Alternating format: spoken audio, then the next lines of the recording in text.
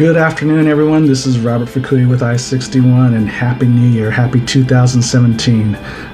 Hope you had a great Christmas season with family and friends and got to relax a little bit and recharge and be re-energized and ready to tackle on this new year. I'm sure it's going to be a great year for all of you. And if you're like me, this is a great year to start setting those goals and setting those business plans to achieve those goals. And one of the ways that are some of the, three keys, three things to really look at that'll really help you develop the plan to achieve those goals for this year is to look at the past. And even the past year, even the past 2 years. So there are three things that I like to look at. The first thing is your gross profit margins. Look at your past 2 years and see what your profit trends have been. Look at your gross profits, and separate them into different sales categories. So let's say, for example, you're a wholesaler of women's wear, and you have a category for skirts and a category for scarves and a category for blouses, for example. Separate the gross profits based on those different sales categories, and then analyze the margins in each of those areas. And also look at the sales volumes for each of those. How much sales, how much volume was needed to achieve those gross profits, and then compare that to the previous year in 2015. Did they go up or did they go down? If your gross profit, the absolute number, dollar amount, and the margin, the percentages are going down, then you're going to have to ask the question, why? Of course, why are the gross profit margins down?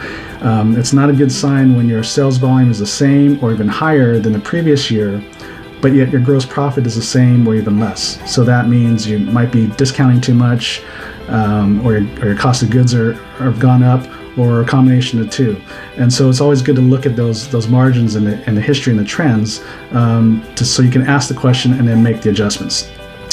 Marketing activity, that's the second thing I look at, your marketing activity for the last year or two. What are the marketing activities that have brought you the most sales, obviously? And so if the areas like, let's say, for example, social media is bringing in a lot of business, then you might think about increasing the time and the money that you're using to invest in social media, and you might take it from areas of marketing activities that weren't as productive. But on the same note, even when you're looking at those marketing activities that weren't as productive, it might not be it's not a good idea. It might just be that the execution wasn't good. Because ideas are great, they're a dime a dozen, but it's always about the execution. And in my background in marketing with a lot of the largest companies in the world, you don't always have success first time out of the gate. A lot of times we have to make adjustments, and with the proper adjustments, you can actually see those underperforming marketing activities becomes really superior marketing activities. So again, just because something's not working now doesn't mean it can't work. I've seen too many small business owners try something, and first time out of the gate it doesn't work, so they just discontinue it. Don't do that. Analyze what's going wrong, and then make adjustments. The third and last thing that'll help you plan for success this year is to see if you're staying on brand. And what I mean by that is whatever you're doing, from the marketing activities to how you're pricing to what you're even selling, is that consistent with your brand? So going back to the fashion wholesaler, maybe you're known for selling ball gowns, and all of a sudden, next thing you know, you're starting to sell blue jeans. Blue jeans might be hot, it might be very trendy, it might bring some immediate sales, but in the long run it can hurt your brand, because anytime you start to go off brand, that is like the slow decline in any business, because they're really chasing after dollar. They're going after something to bring in some additional income when maybe their core brand isn't doing as well. Well, that's a big mistake, because over time you can cause brand confusion with your customers, especially your loyal customers, and they'll stop supporting even your core brand.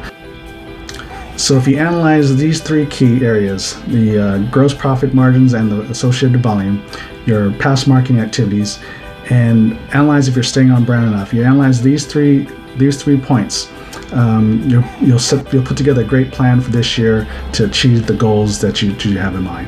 And certainly when you're looking in the past, you can learn just as much, if not more, from the challenges you had as the successes that you had, right?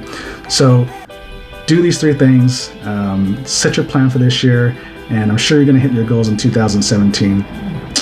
So I wish you a lot of luck this year, and next week or the next 3 segments, I'm going to go a little bit deeper in those three areas, into analyzing your profitability, the marketing activities, and talk more about the brand. So look out for that. Wish you a lot of luck. See you next week.